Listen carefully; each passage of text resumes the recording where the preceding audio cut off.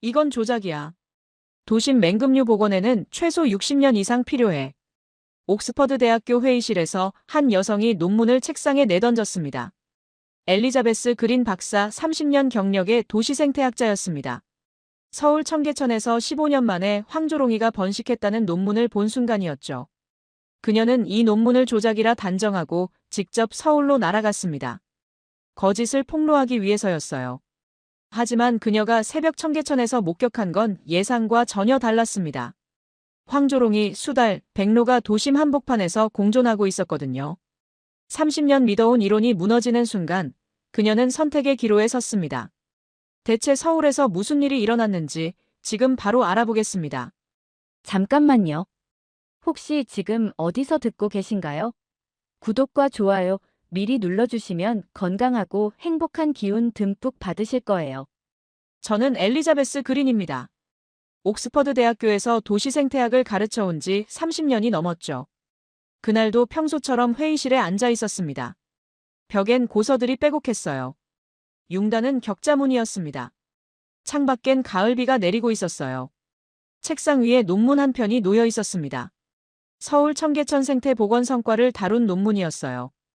표지엔 한글과 영어가 함께 인쇄돼 있었습니다. 제목을 보자마자 코웃음이 나왔죠. 도심 복원 15년 만에 맹금류가 번식했다고요? 황조롱이가 한옥 처마에 둥지를 틀었다고요? 말도 안 되는 소리였습니다. 저는 그 논문을 책상에 툭 던졌어요. 종이가 미끄러지며 바닥에 떨어졌습니다. 이건 조작이야. 제 목소리가 회의실에 울렸어요. 동료들이 일제히 저를 쳐다봤습니다. 하지만 저는 확신에 차 있었죠. 도심 생태계 복원엔 최소 60년이 걸립니다. 이건 학계의 상식이에요. 베를린 슈프레강이 50년 걸렸습니다. 런던 템스강은 70년이 넘었죠. 그런데 서울은 15년? 웃기는 소리였어요. 저는 논문을 다시 집어들었습니다. 한 장 한 장 넘기며 그래프를 봤어요. 수달 개체수 증가 곡선, 황조롱이 번식 기록, 백로 관찰 데이터. 전부 너무 완벽했습니다. 완벽하다는 건 의심스럽다는 뜻이에요. 회의실 반대편에 마틴 러셀 교수가 앉아 있었습니다. 미국 뉴욕 주립대 교수이자 세계 도시생태학회 회장이죠. 은색태 안경 너머로 저를 보며 천천히 웃었어요. 직접 가서 확인해 보시죠, 엘리자베스. 그가 말했습니다. 당신 말이 맞다면 그들의 박사학위는 날아가겠죠. 그 말이 제 자존심을 건드렸어요. 저는 데이터로 말하는 사람입니다. 감정이 아니라 사실로 판단하죠. 30년간 단 한 번도 틀린 적이 없었어요. 그래서 결심했습니다. 직접 가서 진실을 밝히겠다고요. 회의가 끝나고 연구실로 돌아왔습니다. 책상 위엔 오래된 현미경이 놓여 있었어요. 두꺼운 생태학 교과서들도 있었습니다. 제가 직접 쓴 책도 보였어요. 도시 생태 복원의 원리와 실제라는 제목이었습니다. 이 책에서 저는 명확히 썼어요. 도심 맹금류 번식은 최소 60년 이상의 복원 기간이 필요하다고요. 창밖으로 템스강이 보였습니다. 흐린 하늘 아래 회색빛 강물이 흐르고 있었어요. 저 강을 복원하는데 70년이 걸렸습니다. 그런데 서울은 15년? 불가능해요. 며칠 뒤 런던 히드로 공항이었습니다. 저는 서울행 비행기 티켓을 손에 쥐고 있었어요. 가방 안엔 슈나이더 고배율 망원경이 들어있었죠. 독일제 정밀 광학 장비입니다. 이 망원경으로 저는 지난 20년간 수백 종의 새를 관찰해왔어요. 거짓은 이 렌즈를 통과하지 못합니다. 탑승구로 걸어가며 생각했습니다. 이번 여행은 진실을 위한 겁니다. 감성파리는 학문이 아니에요. 저는 그들의 거짓을 폭로할 겁니다. 비행기에 올랐습니다. 좌석에 앉아 안전벨트를 맸어요. 창밖으로 활주로가 보였습니다. 비행기가 천천히 움직이기 시작했죠. 이륙 전에 노트북을 꺼냈습니다. 그 논문을 다시 열었어요. 한 줄 한 줄 읽을 때마다 의심은 더 커졌습니다. 황조롱이가 도심 한복판에서 번식한다고요? 수달이 청계천에 산다고요? 백로가 서울 하늘을 난다고요? 불가능합니다. 생태학적으로 불가능해요. 저는 펜을 꺼내 논문 여백에 메모했습니다. 반박 근거들을요. 첫째, 맹금류는 도심 소음에 극도로 민감합니다. 둘째, 수달은 깨끗한 수질과 충분한 먹이가 필요해요. 셋째, 백로는 안전한 서식지가 있어야 합니다. 이 세 가지를 15년 만에 갖춘다는 건 불가능해요. 비행기가 이륙했습니다. 몸이 뒤로 밀렸어요. 창밖으로 런던이 점점 작아졌습니다. 구름 위로 올라가자 햇빛이 쏟아졌죠. 12시 시간의 비행이 시작됐습니다. 저는 계속 논문을 읽었어요. 사진들을 확대해서 봤습니다. 황조롱이 사진, 수달 사진, 백로 사진. 전부 너무 선명했어요. 너무 선명하다는 건 의심스럽다는 뜻입니다. 옆 좌석 승객이 물을 마시고 있었어요. 저도 승무원에게 물을 청했습니다. 목이 말랐거든요. 아니, 정확히는 긴장됐던 거죠. 30년간 단 한 번도 제 이론이 틀린 적이 없었습니다. 저는 영국 왕립생태학회 회원이에요. 네이처에 논문을 12편 발표했죠. 유럽 도시생태학 교과서를 3권 집필했습니다. 제 이론은 검증됐어요. 하지만 왜인지 마음 한구석이 불안했습니다. 혹시 제가 틀렸을까요? 아니, 그럴 리 없어요. 과학은 감정이 아니라 데이터로 말하는 겁니다. 비행기 창밖으로 구름이 흘러갔어요. 저 아래 어딘가에 바다가 있겠죠. 그리고 곧 아시아 대륙이 보일 겁니다. 저는 눈을 감았습니다. 내일이면 진실을 알게 되겠죠. 서울의 청계천을 직접 보게 될 겁니다. 황조롱이가 정말 있는지 확인하겠죠. 그리고 제가 옳다는 걸 증명할 겁니다. 논문은 조작이었다고요. 비행기가 구름을 뚫고 날아갔습니다. 저는 가방 속 망원경을 만졌어요. 차가운 금속 촉감이 느껴졌습니다. 이 망원경이 진실을 보여줄 겁니다. 하지만 저는 그때 몰랐습니다. 제가 무너뜨리려는 논문이 제 인생을 다시 쓰게 될 거란 걸요. 30년간 믿어온 이론이 흔들릴 거란 걸요. 승무원이 기내식을 가져왔습니다. 저는 포크를 들었지만 식욕이 없었어요. 계속 논문 생각만 났거든요. 창밖으로 석양이 보이기 시작했습니다. 붉은 빛이 구름을 물들였어요. 아름다웠지만 저는 감상할 여유가 없었습니다. 비행기는 계속 동쪽으로 날아갔습니다. 밤이 되고 다시 아침이 왔어요. 시차 때문에 시간 감각이 흐려졌습니다. 기내 방송이 나왔어요. 곧 인천공항에 도착하겠습니다. 저는 안전벨트를 다시 맸습니다. 심장이 빨리 뛰었어요. 드디어 서울입니다. 진실을 밝힐 시간이죠. 인천공항에 도착한 건 밤 9시였습니다. 비행기에서 내려 입국장으로 걸어갔어요. 사람들이 많았지만 질서정연했습니다. 줄을 서서 기다리는 사람들. 조용히 짐을 찾는 사람들. 런던 히드로 공항과는 분위기가 달랐어요. 입국 심사를 마치고 나왔습니다. 도착장에 한 여성이 저를 기다리고 있었어요. 검은 롱패딩을 입고 있었습니다. 차분한 눈빛이었어요. 손에는 작은 팻말을 들고 있었습니다. 제 이름이 적혀 있었어요. 엘리자베스 박사님이시죠? 그녀가 다가와 말했습니다. 저는 박수연입니다. 서울 도시생태보건 총괄 연구 책임자예요. 목소리가 낮고 고요했습니다. 저는 짧게 인사를 나눴어요. 초대해 주셔서 감사합니다. 수연 박사가 미소 지었습니다. 환영합니다. 서울에 오신 걸. 우리는 택시 승강장으로 걸었어요. 공항 밖 공기는 차가웠습니다.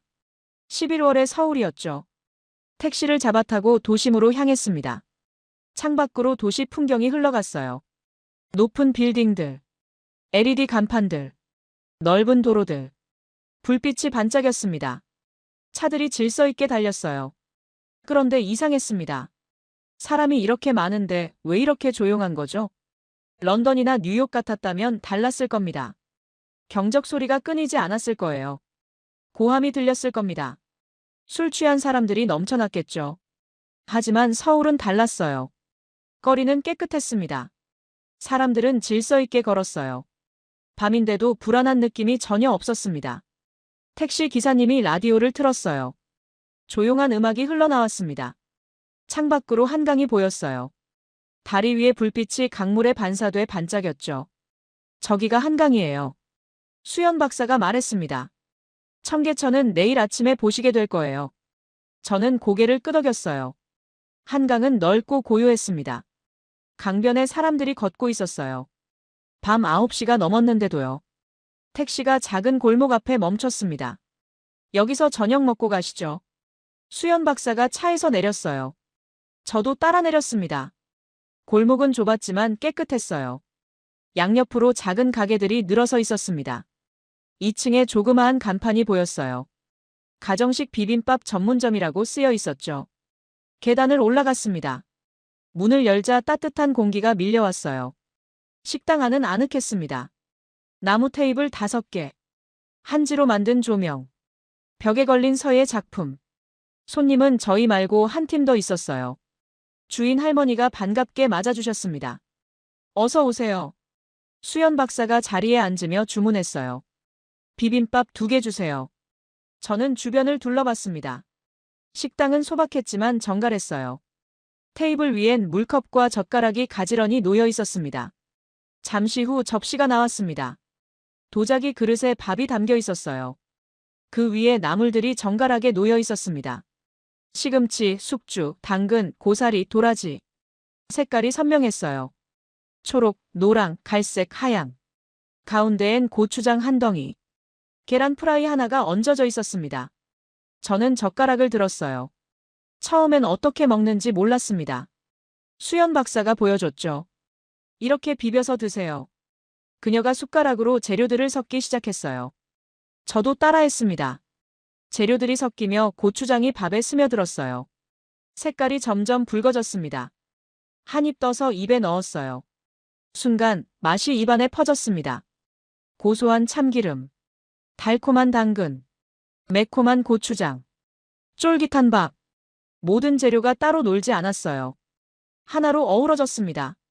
이 맛은 정돈됐어요. 저는 중얼거렸습니다. 조화로워요. 음식에서 전략이 느껴져요. 수연 박사가 천천히 미소 지었어요. 도시도 비빔밥처럼 조화를 만들어야 하죠. 서로 다른 요소들이 하나가 되는 거예요. 그 말이 제 머릿속에 남았습니다. 식사를 마치고 나왔어요. 밤 10시가 넘었습니다. 혼자 걸어도 될까요? 제가 물었습니다. 청계천까지요. 수연 박사는 놀라지 않았어요. 물론이죠. 지도 드릴게요. 그녀가 핸드폰으로 지도를 보여줬습니다. 이 길로 쭉 가시면 청계천이 나와요. 다리를 건너면 호텔이에요. 30분 정도 걸릴 거예요. 저는 지도를 사진으로 찍었습니다. 감사합니다. 내일 뵙겠습니다. 수연 박사가 택시를 잡아탔어요. 저는 혼자 골목길을 걸었습니다. 밤 11시가 다 됐어요. 런던에서라면 절대 혼자 걷지 않을 시간이죠. 특히 여자 혼자서는요. 하지만 서울 거리는 달랐습니다. 골목을 지나 큰 길로 나왔어요. 사람들이 여전히 걷고 있었습니다. 벤치에 앉은 노인, 손을 잡고 걷는 연인들, 편의점에서 나오는 학생. 모두가 자연스러웠어요. 저는 천천히 청계천으로 걸었습니다. 가로등 불빛이 길을 밝혔어요. 상점들은 대부분 문을 닫았지만 편의점과 카페는 불이 켜져 있었습니다. 10분쯤 걸었을까요? 물소리가 들렸습니다. 가까워지고 있었어요. 계단을 내려갔어요. 하천이 눈앞에 펼쳐졌습니다. 도심 한복판을 흐르는 작은 강이었어요. 가로등 불빛이 수면에 반짝였죠. 징검다리가 보였습니다. 양옆으로 산책로가 이어져 있었어요. 벤치에 사람들이 앉아 있었습니다. 책을 읽는 청년, 커피를 마시는 여성, 조용히 대화하는 커플. 아무도 쟤를 신경 쓰지 않았어요. 저는 빈 벤치에 앉았습니다. 가방에서 노트를 꺼냈어요. 펜을 들고 적기 시작했습니다. 이 도시는 이상하다. 너무 안전하고 너무 질서정연하다. 밤 11시가 넘었는데 여자 혼자 걸어도 두렵지 않다. 물소리를 들으며 생각에 잠겼습니다. 런던 템스강 근처는 밤이면 위험했어요. 특히 여성 혼자는 절대 걷지 않습니다. 뉴욕 센트럴파크도 마찬가지죠. 해가 지면 사람들이 떠납니다. 그런데 서울은 다릅니다. 밤인데도 사람들이 자연스럽게 걸어요. 아이를 데리고 산책하는 가족도 보였습니다. 저는 주변을 둘러봤어요. 청계천 양옆으로 나무들이 심어져 있었습니다. 수풀도 보였어요. 도심 한복판인데 자연이 있었습니다. 혹시 논문도 그럴까요? 제가 틀렸을까요? 아니, 아직 판단하긴 이릅니다. 내일 직접 확인해 봐야죠. 저는 다시 걷기 시작했습니다. 청계천을 따라 천천히 걸었어요. 다리를 몇 개 지나쳤습니다. 사람들이 계속 보였어요. 조깅하는 사람, 자전거 타는 사람, 산책하는 사람. 밤 11시 50분이었습니다. 하지만 거리는 여전히 살아 있었어요. 편의점 불빛, 택시 지나가는 소리, 멀리서 들리는 음악. 위협적인 건 하나도 없었습니다. 호텔이 보였습니다. 저는 로비로 들어갔어요. 체크인을 하고 방으로 올라갔습니다. 방문을 열자 깨끗한 방이 보였어요. 창문으로 도시의 야경이 펼쳐졌습니다. 저는 커튼을 열고 창밖을 봤어요. 불빛들이 반짝였습니다. 빌딩들, 거리들, 멀리 보이는 산. 그리고 저 아래 어딘가에 청계천이 흐르고 있겠죠. 저는 가방에서 논문을 꺼냈습니다. 침대에 앉아 다시 펼쳤어요. 숫자들, 그래프들, 사진들. 어제까지만 해도 전부 거짓이라고 생각했습니다.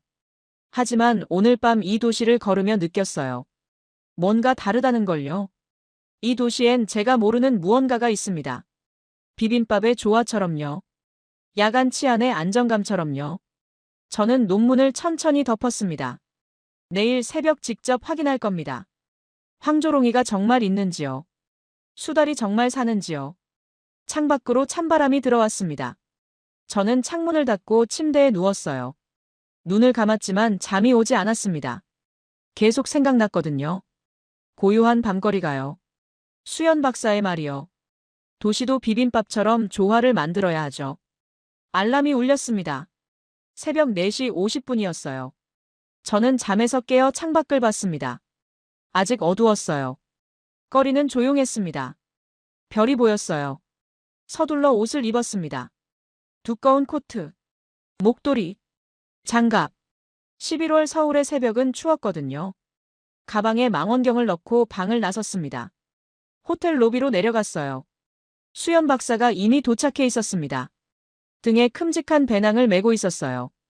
손에는 보온 가방을 들고 있었습니다. 좋은 아침이에요.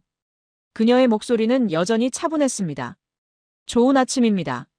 저도 인사했어요. 우리는 택시를 타고 청계천으로 향했습니다. 거리는 텅 비어 있었어요. 가로등만 조용히 빛나고 있었죠. 간간히 청소차가 지나갔습니다. 새벽 5시에 서울이었어요. 택시가 청계천 중류 지점에 멈췄습니다. 우리는 내려서 천천히 하천으로 걸어갔어요. 계단을 내려가자 물소리가 들렸습니다. 어둠 속에서 청계천이 흐르고 있었어요. 수연 박사가 보온 가방을 열었습니다. 배고프시겠어요? 아직 따뜻해요. 김밥이었습니다. 비닐에 곱게 쌓인 김밥 2줄이 나왔어요. 하나를 건네받았습니다. 따뜻했어요. 새벽은 김밥이 최고죠. 수연 박사가 말했습니다. 저는 김밥을 한 입 베어 물었어요. 밥은 따뜻했습니다. 속은 단단했어요. 당근, 시금치, 달걀, 우엉이 들어 있었습니다. 한 손으로 먹기 좋았어요. 이것도 전략인가요? 제가 물었습니다. 수연 박사가 미소 지었어요. 현장에선 간단한 게 최고니까요. 빨리 먹고 관찰에 집중해야죠. 우리는 청계천 둔덕에 자리를 잡았습니다. 수연 박사가 작은 방석 2개를 꺼냈어요. 앉으세요. 오래 기다려야 할 거예요.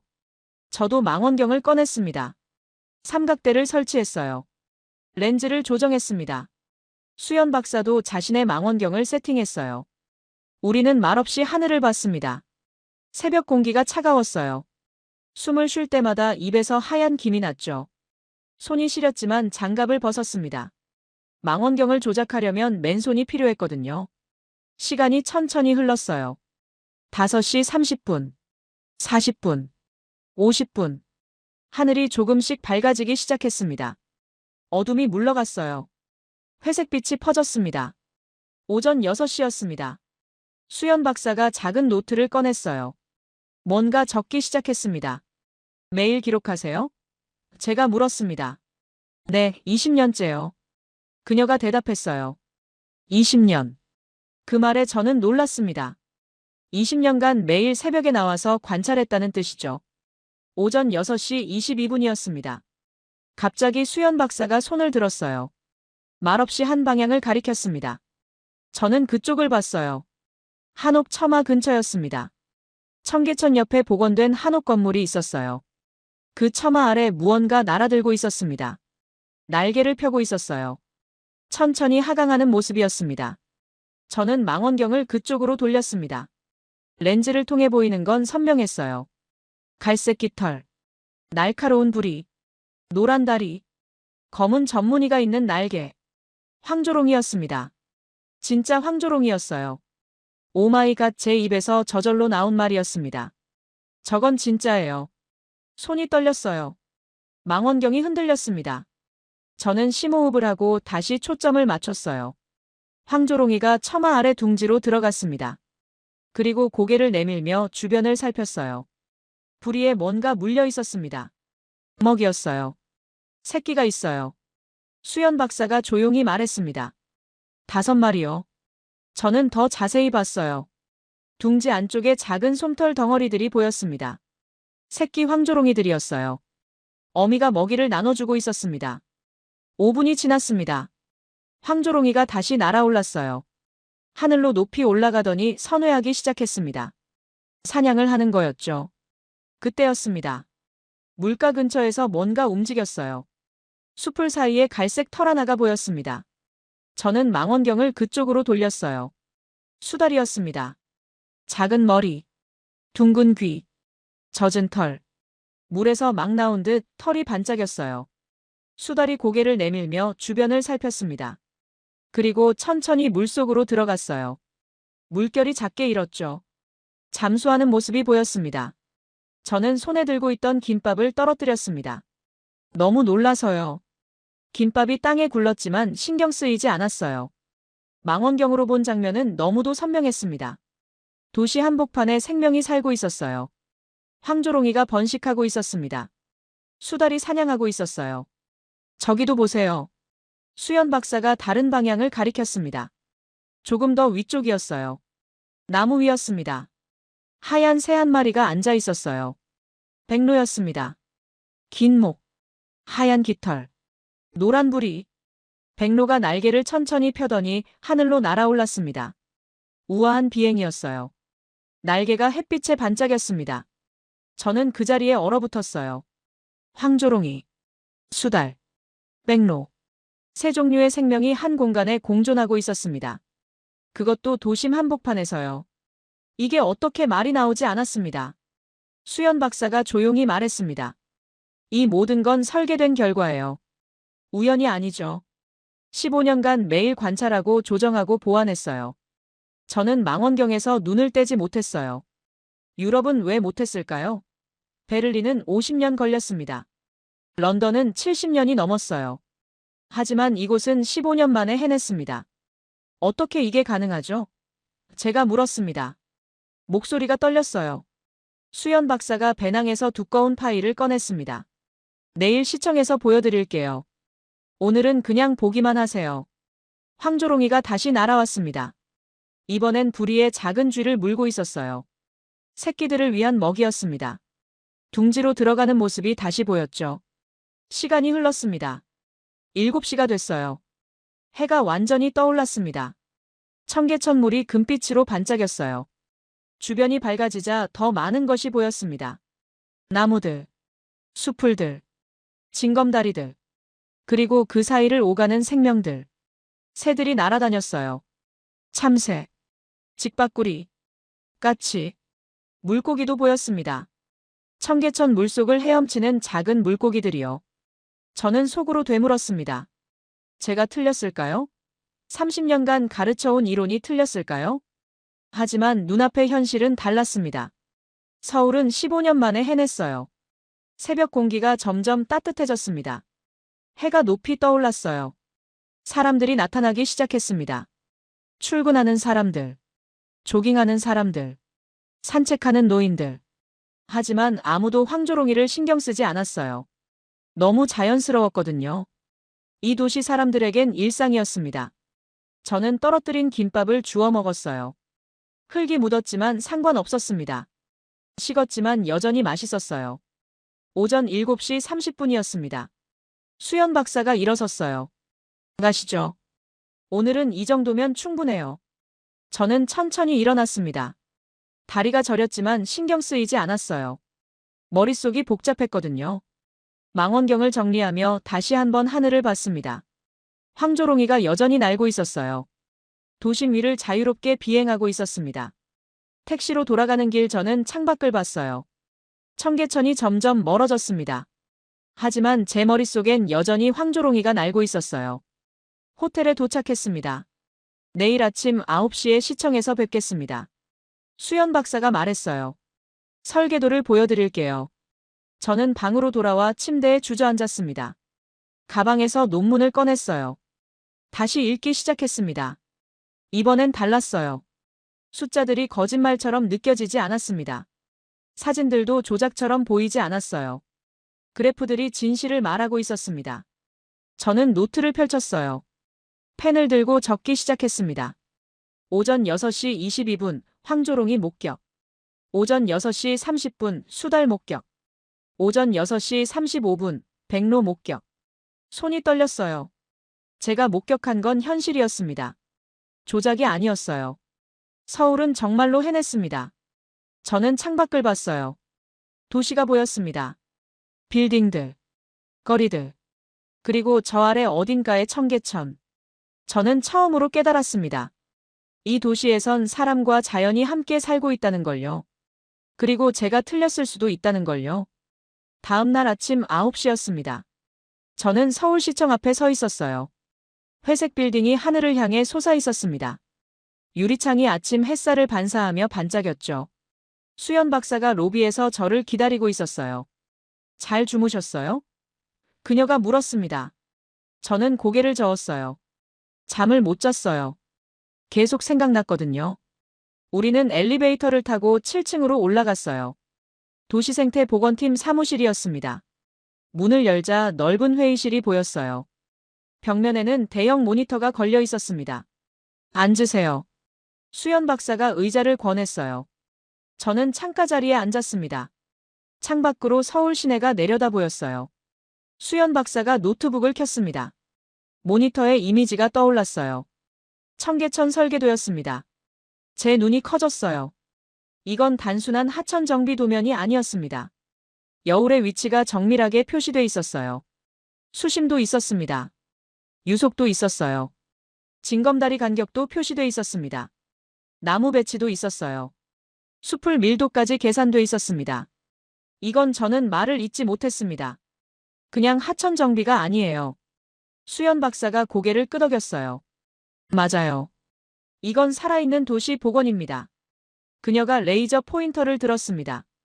화면의 한 지점을 가리켰어요. 여기가 황조롱이 둥지예요. 한옥 처마 아래였습니다. 높이 6m.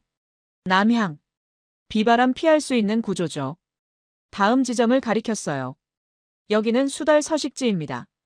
징검다리 아래 공간이었어요. 수심 1.5m. 이끼층 확보. 먹이 풍부한 구역이에요.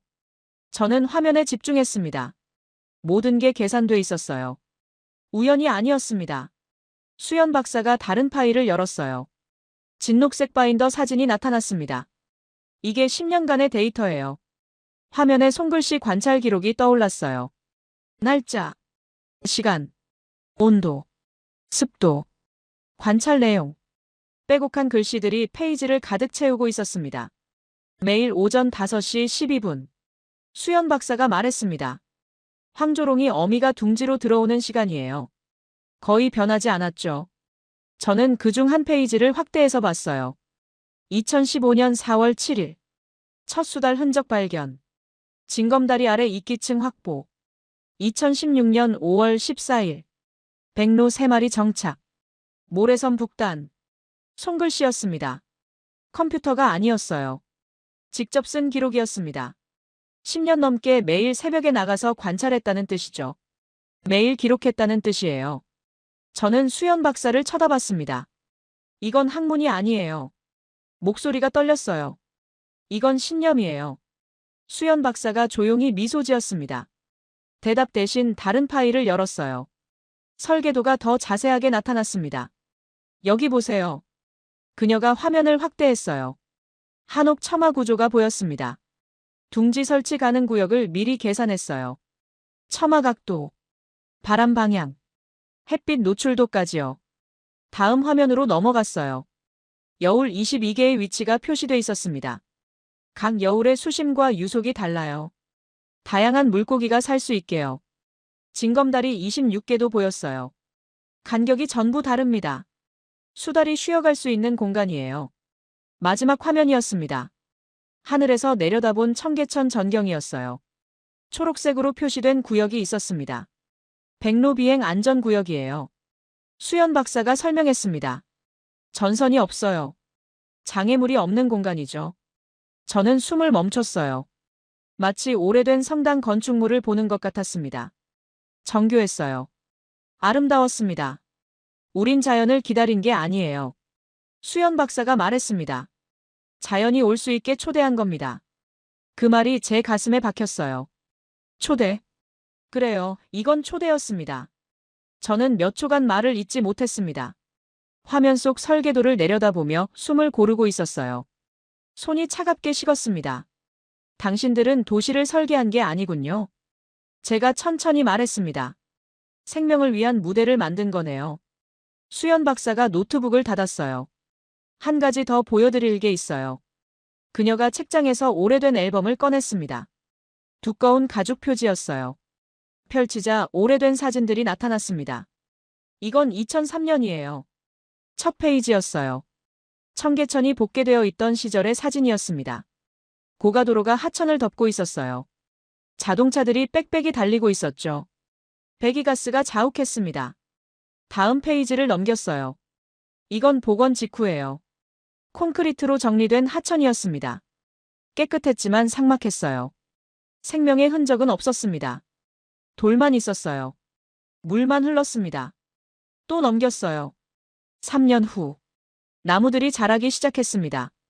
수풀이 생겼어요. 하지만 아직 동물은 없었습니다. 5년 후. 물고기가 돌아왔습니다. 새들도 보이기 시작했어요. 하지만 참새와 까치뿐이었습니다. 10년 후. 황조롱이 첫 둥지가 보였습니다. 한옥 처마 아래 작은 둥지였어요. 수연 박사의 손가락이 사진을 가리켰습니다. 이날을 기억해요.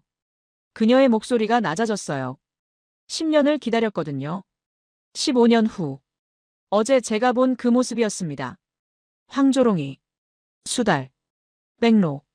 완전한 생태계였어요. 저는 앨범을 천천히 덮었습니다.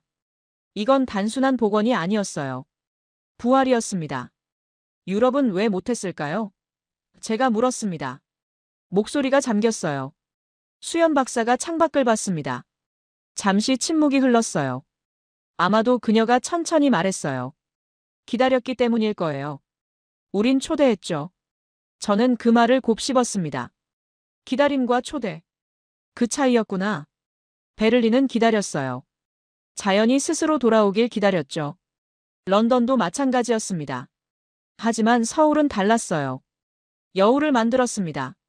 나무를 심었어요. 둥지 공간을 설계했습니다. 생명이 올 수 있는 무대를 만들었어요. 저는 가방에서 노트를 꺼냈습니다. 펜을 들고 적기 시작했어요. 도심 생태 복원의 새로운 패러다임. 기다림에서 초대로. 수연 박사가 제 노트를 봤어요. 논문 쓰실 건가요? 저는 고개를 끄덕였습니다. 써야 할 것 같아요. 하지만 말을 멈췄어요. 무엇을 써야 할지 혼란스러웠습니다. 제가 지난 30년간 가르쳐온 이론을 부정해야 할까요? 수연 박사가 조용히 말했습니다. 천천히 생각하세요. 저는 고개를 끄덕였어요. 하지만 마음은 복잡했습니다. 회의실을 나와 복도를 걸었어요. 엘리베이터를 타고 1층으로 내려갔습니다. 로비를 지나 밖으로 나왔어요. 서울거리였습니다. 사람들이 분주히 걷고 있었어요. 햇살이 따뜻했습니다. 저는 벤치에 앉아 하늘을 봤어요. 구름이 천천히 흘러갔습니다. 어디선가 새 울음소리가 들렸어요.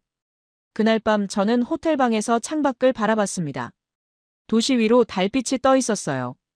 저 아래 어딘가에 청계천이 흐르고 있겠죠. 설계도가 떠올랐습니다. 여울 22개, 징검다리 26개, 둥지 공간, 비행구역. 모두 계산된 것들이었어요. 모두 초대를 위한 것들이었습니다. 저는 침대에 누워 눈을 감았습니다. 하지만 잠이 오지 않았어요. 수연 박사의 말이 들렸습니다. 우린 자연을 기다린 게 아니라 초대한 겁니다. 저는 그날 밤 처음으로 두려움을 느꼈습니다. 제 이론이 틀렸을지도 모른다는 두려움이요. 하지만 동시에 설렘도 있었습니다. 새로운 진실을 발견했다는 설렘이요. 밤 11시였습니다. 서울 성북구 박수연의 연구실. 불이 꺼지지 않았어요. 저는 큰 테이블 앞에 앉아 있었습니다. A3 크기 도면들이 펼쳐져 있었어요. 베를린 슈프레강 설계도, 런던 템스강 설계도, 서울 청계천 설계도. 세 개를 나란히 놓고 비교하고 있었습니다. 형광펜으로 줄을 그으며 중얼거렸어요. 베를린 슈프레강은 여울이 없어요. 노란색 형광펜으로 표시했습니다. 런던 템스는 징검다리조차 없죠. 빨간색으로 동그라미를 쳤어요. 그러니까 황조롱이도 수달도 안 오는 거야. 차이가 명확했습니다.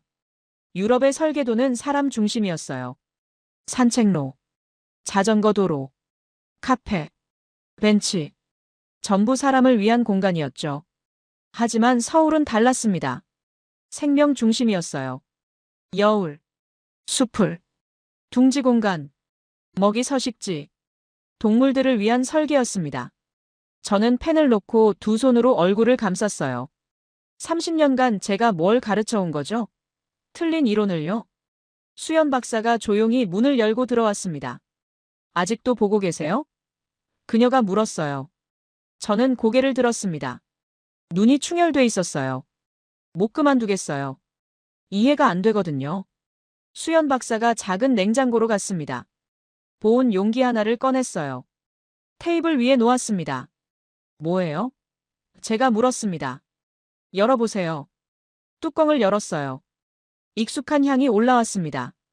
김밥이었어요. 비닐에 곱게 쌓인 5줄. 내일 떠나신다길래요. 수연 박사가 말했습니다. 밤샘 토론용으로요. 저는 말없이 하나를 집었어요. 비닐을 벗기고 한 입 베어 물었습니다. 식은 밥이었지만 고소했어요. 달콤한 당근, 짭짤한 단무지, 부드러운 달걀. 이 음식 이상하게 기분이 편해져요. 제가 말했습니다. 씹으며 계속 말했어요. 도시에서 생명이 번식하는 것도요. 어쩌면 이런 따뜻함 때문일지도 모르겠네요. 수연 박사가 맞은편에 앉았습니다. 자기도 김밥 하나를 집었어요. 우리는 말없이 김밥을 먹었습니다. 한참이 지나서 제가 입을 열었어요. 제가 틀렸어요. 목소리가 작았습니다. 수연 박사가 저를 봤어요. 말하지 않았습니다. 그냥 들어주고 있었어요. 30년이에요. 저는 계속 말했습니다. 30년간 60년이 필요하다고 가르쳐 왔어요. 도심 생태 복원은 느릴 수밖에 없다고요. 김밥을 한 입 더 먹었어요. 하지만 당신들은 15년 만에 해냈죠. 제 이론이 틀렸어요. 수연 박사가 조용히 말했습니다. 틀린 게 아니에요. 불완전했던 거죠. 저는 고개를 들었어요. 불완전? 네. 수연 박사가 고개를 끄덕였습니다. 당신의 이론은 맞아요. 자연이 스스로 돌아오는 데는 60년이 걸려요. 하지만 우린 기다리지 않았죠. 초대했어요. 그 말에 무언가 풀렸습니다. 제 이론이 완전히 틀린 건 아니었어요. 다만 방법이 달랐던 거죠. 저는 노트북을 켰습니다. 메일 창을 열었어요. 제목을 쓰기 시작했습니다. 서브젝트 논문 비판 철회 및 공동 연구 제안. 손이 떨렸어요. 하지만 멈출 수 없었습니다. 타이핑을 시작했어요. 마틴 교수님께. 손가락이 키보드 위에서 멈췄습니다. 심호흡을 했어요. 다시 타이핑했습니다. 저는 틀렸습니다. 그 문장을 쓰는데 5분이 걸렸습니다. 청계천은 기적이 아닙니다. 철저히 설계된 과학적 복원입니다. 문장이 흘러나왔어요. 머릿속에 있던 생각들이 글로 바뀌었습니다. 그리고 이 도시는 생명을 존중할 줄 아는 도시입니다. 우리가 배워야 할 건 기다림이 아니라 초대입니다. 마지막 문장을 썼어요. 저는 공동 연구를 제안합니다. 박수연 박사와 함께요. 엔터를 눌렀습니다. 메일이 전송됐어요. 저는 노트북 화면을 바라봤습니다. 전송됨이라고 떠 있었어요. 돌이킬 수 없었습니다. 수연 박사가 물었어요. 괜찮으세요? 저는 고개를 끄덕였습니다. 괜찮아요. 잠시 멈췄다가 말했어요. 아니, 괜찮아질 거예요. 김밥을 다 먹었어요. 5줄 전부요. 배가 부르고 마음이 따뜻해졌습니다. 수연 박사가 창밖을 봤습니다. 제가 어렸을 때요. 그녀가 천천히 말하기 시작했습니다. 청계천은 복개돼 있었어요. 고가도로였죠. 저는 김밥을 내려놓고 그녀를 봤습니다. 어둡고 시끄럽고 더러웠어요. 그 아래로 지나다니는 게 무서웠어요. 그녀가 저를 봤습니다. 그런데 복원됐어요. 하천이 돌아왔죠. 처음엔 콘크리트였어요. 생명은 없었습니다. 하지만 저는 생각했어요. 언젠가 새가 돌아올 거라고요. 그래서 기다렸어요. 잠시 멈췄다가 말했습니다. 아니, 초대했죠. 수연 박사의 눈이 반짝였습니다. 그리고 왔어요. 황조롱이가요. 저는 숨을 삼켰어요. 이건 단순한 연구가 아니었습니다.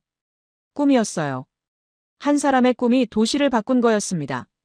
당신은 대단해요. 제가 말했습니다. 수연 박사가 고개를 저었어요. 대단한 건 도시예요. 사람들이에요. 함께 만들었으니까요. 저는 다시 노트북을 봤습니다. 전송된 메일이 떠 있었어요. 돌이킬 수 없는 선택이었습니다. 하지만 후회하지 않았어요. 이게 맞는 일이니까요. 시계를 봤습니다. 새벽 1시였어요. 집에 가세요. 제가 말했습니다. 늦었어요. 괜찮아요. 수연 박사가 대답했습니다. 20년간 이 시간에 여기 있었어요. 저는 가방을 챙겼습니다. 내일 공항 가기 전에 다시 올게요. 조심히 가세요. 그녀가 문까지 배웅해줬습니다. 연구실을 나와 엘리베이터를 탔어요. 1층으로 내려가 밖으로 나왔습니다. 새벽 2시의 서울이었습니다. 거리는 조용했지만 여전히 불이 켜져 있었어요. 편의점, 택시, 가로등. 저는 천천히 걸었습니다. 호텔까지 30분 거리였어요. 혼자 걸었지만 두렵지 않았습니다. 이 도시는 안전했어요.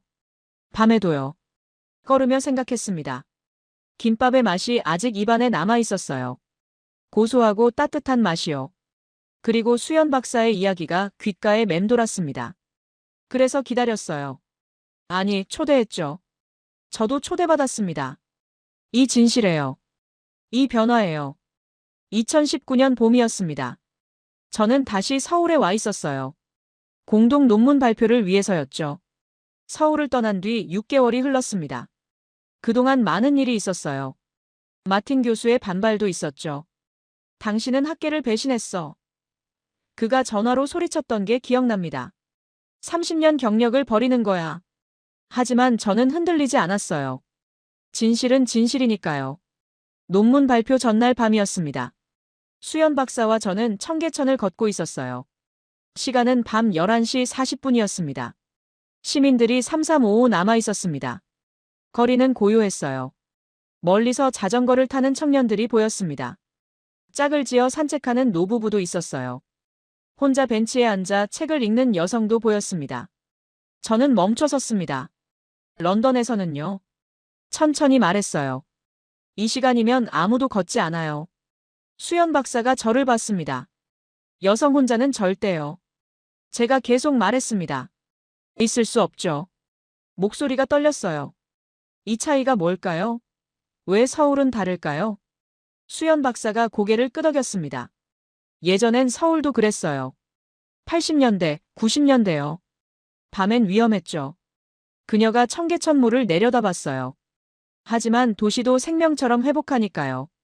생태계뿐 아니라 사람 사이의 신뢰도요. 저는 주변을 천천히 둘러봤습니다. 사람들이 서로를 경계하지 않고 있었어요. 말없이 걸으며 각자의 시간을 보내고 있었습니다. 마치 누군가 지켜주는 느낌이요. 보이지 않는 안정감이 도시 안에 퍼져 있었어요. 한 여성이 이어폰을 끼고 조깅하며 지나갔습니다. 밤 11시가 넘었는데도요. 런던이었다면 상상도 못할 일이에요. 청계천은요? 저는 중얼거렸습니다. 하천만 복원한 게 아니군요. 수연 박사가 저를 봤어요. 사람이 사람을 믿는 감각까지 복원했네요. 수연 박사가 미소 지었어요. 대답하지 않았지만 동의하는 눈빛이었습니다.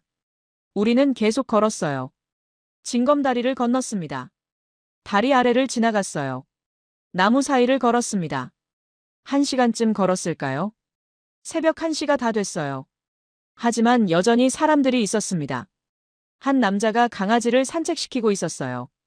여성이 전화하며 걷고 있었습니다. 청년이 벤치에 앉아 노트북을 보고 있었어요.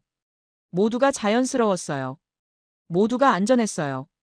저는 문득 제 핸드백을 내려다봤습니다. 런던에선 항상 가슴팍에 꽉 껴안고 다녔어요. 소매치기가 무서워서요. 강도가 무서워서요. 하지만 지금은 어깨에 느슨하게 걸쳐져 있었습니다. 신경도 쓰지 않고 있었어요. 여기선 가방을 벤치에 놓아도 되겠네요. 제가 말했습니다. 수연 박사가 웃었어요. 그럼요. 아무도 안 가져가요. 저는 벤치로 걸어갔습니다. 앉으며 핸드백을 벤치 옆에 놓았어요. 그냥요. 아무 생각 없이요. 런던에서는 절대 할 수 없는 행동이었습니다. 뉴욕에서도요. 파리에서도요. 하지만 서울에선 가능했어요. 처음엔 무서웠어요. 제가 말했습니다. 이틀 전에 혼자 밤에 걸었을 때요. 하지만 지금은 말을 멈췄습니다. 수연 박사가 제 옆에 앉았어요. 지금은 집처럼 느껴져요. 수연 박사가 하늘을 올려다봤습니다. 도시가 안전해지니까요. 생태계도 안정되고요. 사람들도 변하죠. 저는 그 말을 곱씹었습니다. 도시 생태계와 사회 안전이 연결돼 있다는 거죠. 다음 날 아침이었습니다. 저는 국제학술 심포지엄 연단에 서 있었어요. 서울대학교 대강당이었습니다. 500명이 넘는 학자들이 앉아 있었어요. 유럽, 미국, 아시아 각지에서 온 생태학자들이었죠. 마이크 앞에 섰습니다. 심장이 빨리 뛰었어요. 안녕하십니까? 제가 말을 시작했습니다. 저는 엘리자베스 그린입니다. 화면에 논문 제목이 떴어요. 청계천 모델 도시 생태복원의 새로운 패러다임. 오늘 발표할 논문은요. 저는 천천히 말했습니다. 제 30년 경력을 부정하는 내용입니다. 청중이 술렁였어요. 수군거리는 소리가 들렸습니다. 저는 그동안 가르쳐왔습니다. 도심 생태 복원엔 최소 60년이 필요하다고요. 잠시 멈췄습니다. 청중을 둘러봤어요. 하지만 틀렸습니다. 화면이 바뀌었어요. 청계천 사진이 나타났습니다. 황조롱이, 수달, 백로. 서울은 15년 만에 해냈습니다. 어떻게 가능했을까요? 다음 슬라이드로 넘어갔어요. 설계도가 나타났습니다. 답은 간단합니다. 기다리지 않고 초대했기 때문입니다. 저는 1시간 동안 발표했어요. 설계도, 데이터, 관찰 기록, 모든 걸 보여줬습니다. 발표가 끝났어요. 박수가 터졌습니다. 하지만 모두가 동의하는 건 아니었어요. 마틴 교수가 벌떡 일어났습니다. 이건 예외적 사례입니다. 그가 소리쳤어요. 일반화할 수 없어요. 저는 침착하게 대답했습니다. 그래서 논문에 구체적 방법론을 담았습니다. 누구나 재현할 수 있게요. 말도 안 돼. 마틴 교수가 화를 냈어요. 얼굴이 붉어졌습니다. 당신은 학자로서 신뢰를 잃었어. 하지만 다른 학자들이 일어나기 시작했습니다. 독일에서 온 교수가 손을 들었어요. 저는 베를린에 적용해보고 싶습니다. 그가 말했습니다. 프랑스 교수도 일어섰어요. 파리 생강에도 가능할까요? 일본 교수도 질문했습니다. 도쿄에서 시작하려면 어떻게 해야 할까요? 저는 하나하나 대답했어요. 가능하다고요. 방법만 바꾸면 된다고요. 점심시간이 됐습니다. 저와 수연 박사는 복도로 나왔어요. 학자들이 몰려왔습니다. 질문이 쏟아졌어요. 설계도를 공유할 수 있나요? 관찰 방법을 알려주세요. 예산은 얼마나 필요한가요? 첫 단계는 뭔가요? 우리는 한 명 한 명 답했습니다. 오후 내내 회의가 이어졌어요. 저녁이 됐습니다.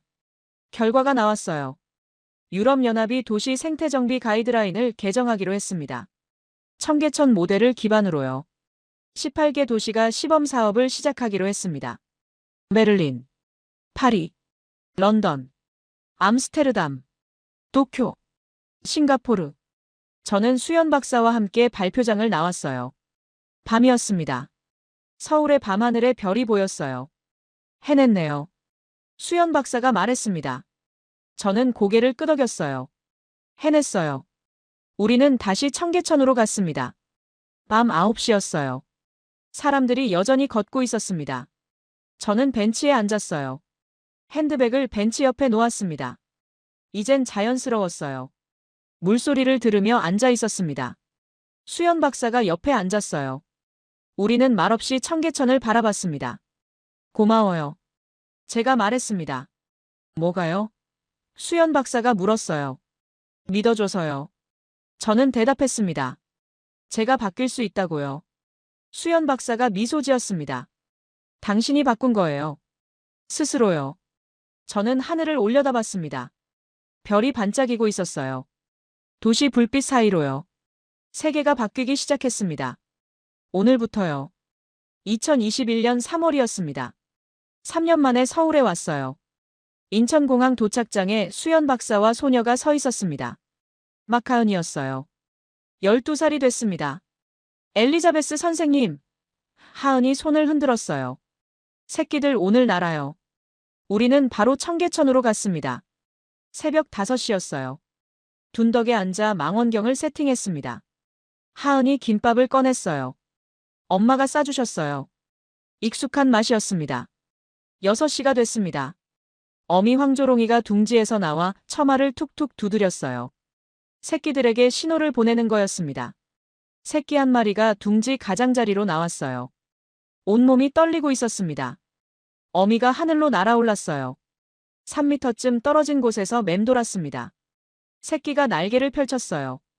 바람이 불었습니다. 뛰었어요. 저는 숨을 멈췄습니다. 날았어요. 서툴렀지만 날았습니다. 난간에 착지했어요. 해냈어. 하은이 손뼉을 쳤습니다. 저도 박수를 쳤어요. 나머지 새끼들도 차례로 날았습니다. 5마리 전부 성공했어요. 하은이 노트에 날짜와 시간을 적었습니다. 어머니처럼요. 하은아, 넌 커서 뭐가 되고 싶니? 엄마처럼 생태학자요. 하은이 대답했습니다.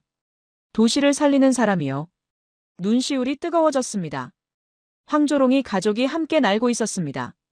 세대가 이어지고 있었어요. 그날 밤 저는 혼자 청계천을 걸었습니다. 밤 11시였어요. 벤치에 앉아 가방을 옆에 놓았어요. 하늘을 올려다봤습니다. 저 어딘가에 황조롱이 가족이 잠들어 있겠죠. 저도 3년 전 처음 날았습니다. 제 믿음의 둥지를 벗어나서요. 새끼 황조롱이처럼 떨렸지만 날았어요. 2022년 11월이었습니다. 김장철이었어요. 수연 박사의 집 마당에 배추가 가득했습니다. 100포기였어요. 저는 앞치마를 두르고 양념을 만들기 시작했습니다. 고춧가루, 마늘, 생강이 섞였어요. 김치는 기다려야 맛이 나죠.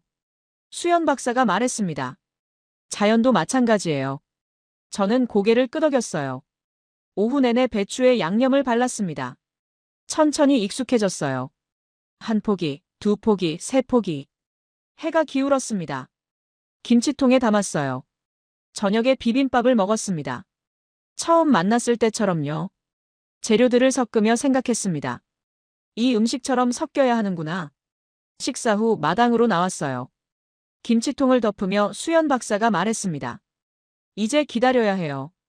멀리서 새 한 마리가 날고 있었어요. 황조롱이었습니다. 이제는 기다리는 도시가 아니라요. 제가 말했습니다. 초대하는 도시가 되어야 하겠죠. 수연 박사가 제 어깨에 손을 올렸어요. 당신도 그랬잖아요. 스스로를 초대한 거예요. 그 말에 가슴이 뭉클했습니다. 하은이 망원경을 들고 나왔어요. 선생님, 내일 새벽에 또 가요. 저는 웃으며 대답했습니다. 당연하지. 이 도시는 기다리지 않았어요. 초대했습니다. 생명을요. 변화를요. 저도 그랬습니다. 더 이상 과거에 머물지 않아요. 침대에 누워 눈을 감았습니다. 마지막으로 생각했습니다. 자연은 기다리는 게 아니라 초대하는 거라고요. 서울이 가르쳐준 것들이었습니다. 청계천이 보여준 것들이었어요. 저는 미소 지으며 잠들었습니다. 내일도 좋은 날이 될 거예요.